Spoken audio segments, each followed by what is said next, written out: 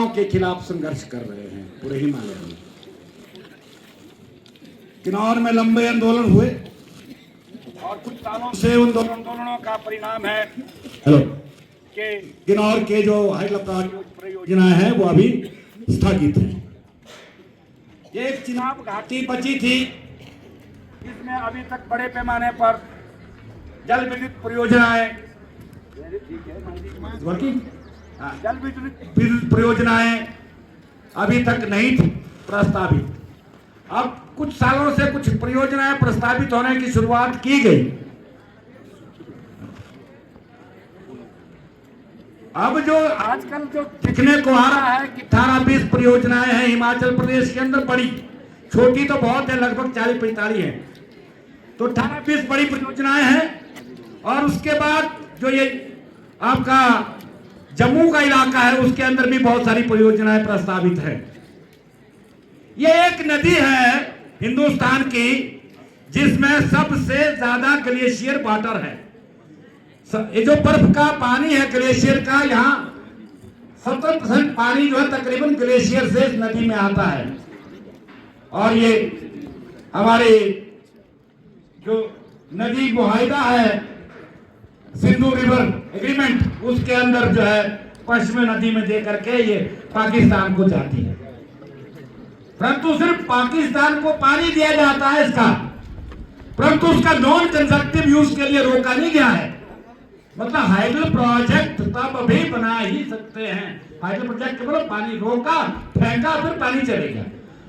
सिर्फ हम अपने इलाके के लिए पानी को डाइवर्ट नहीं कर सकते, ये उसमें मुआहिदा में था। आजकल कुछ देश में नई गर्मी थोड़े दिनों से आ रही है, कुछ राष्ट्रवाद का भी तड़का लग गया है और ये बहस शुरू हो गई है कि डैम बनाओ। डैम बनाने से पहले भी किसने नहीं रोका? बगलिहार भी तो बनी गया, दलुस्ती भी तो बन गया। सवाल ये नहीं है, सवाल यह है कि ये इस देश की सबसे कच्चा पहाड़ का इलाका है, हिमालय का वो इलाका जो सबसे कच्चा है। ये जो आपको ऐसी धारें दिख रही हैं, ये समुद्र के नीचे से उठ हुई चट्टानों की परतें हैं, ये कच्ची है, टूटी हुई है, फ्रजाइल है। और इसके बाद करोड़ों साल यहाँ बर्फ जमा रहा, ग्लेशियर के नीचे रहा ये पूरा इलाका। सारी जो जमीन की धरती है ये छोटे छोटे टुकड़े बने हैं, ये बर्फ की वजह से है। इसको हम मोरेन कहते हैं, ये पैरा ग्लेशियर एरिया बोलते हैं इसको। इस पैरा ग्लेशियर रीजन में जिसकी पहाड़ की सीधाई 90 डिग्री है, आप देखिए सीधा पहाड़ है खड़ा। ऐसे कच्चे पहाड़ में अगर आप छेड़छाड़ करोगे तो पहाड़ क्रम्बल करेगा, टूटेगा, नीचे आएगा, इसको कोई नहीं रोक सकता। अभी आप जानते हैं जिस धरती के जिस हिस्से में हम है, ये एशिया प्लेट और इंडिया प्लेट, गोंडवाना और यूरेशियन प्लेट के बिल्कुल बीच में हम खड़े इस जगह। ये दोनों दोनों टुकड़े जो धरती के टकराए हैं, उन टकराने से ये हिमालय बन रहा है। अभी भी 5 सेंटीमीटर ऊंचा हो जाता है हिमालय, इतना टकराव चला है। नीचे भूमध्य गतिविधियां बहुत तेज है। आप जानते हैं पिछले साल काठमांडू में भूकंप आया, आप जानते हैं पाकिस्तान के गिलगित के बॉर्डर में भूकंप आ चुका है। हम सबसे संवेदनशील क्षेत्र में है इस वक्त जो हमारा पश्चिमी हिमालय का हिमाचल का किन्नौर का इलाका है, ये बिल्कुल एक्सेप्ट पॉइंट लाइन पर है। हम लोग जोन 5 में है इस जगह खड़े हुए, और जोन 5 के क्षेत्र में आप सीरीज में 18 बड़े मेगाहाइट प्रोजेक्ट लगा रहे हैं।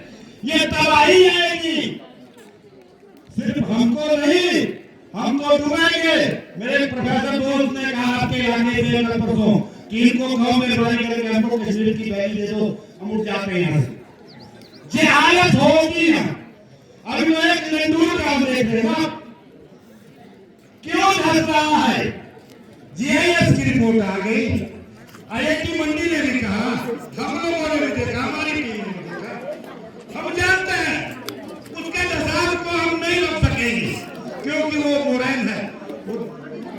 कचरे पर बना हुआ इलाका है, वो धंसेगा। और हिलन लगातार धरती में चल रही है और ऊपर से हम ऐसी बड़ी बड़ी सड़कें बना रहे हैं, ऐसे बड़े बड़े पत्थर और सीमेंट के घर बना रहे हैं और भाग डाल रहे हैं। और अब अगर आर्टिफिशियल बहुत बड़ी हो गई थी तो तरह से होता है इसका परिणाम। आपने सुना होगा यहाँ से पीछे ब्रह्मपुत्र के पीछे नागपुर के पीछे एक और येलो रिवर डैम बनाया, चाइना ने उसको बोलते हैं 3 कोलंस डैम। इतना बड़ा डैम बन गया कि धरती की गति कम हो गई, भूकंप आते हैं। यहां भी संभावित है कि भूकंप की गति बढ़ेगी। मैं आपको बताना चाहूंगा, जब एक आर्टिफिशियल वाटर बॉडी ऐसे एरिया में लगाओ के जो अल्पाइन पार्शल है, जहां पेड़ पौधे नहीं उगते हैं, उस की स्थिति है, वहां पर बारिश होने की स्थिति बनेगी।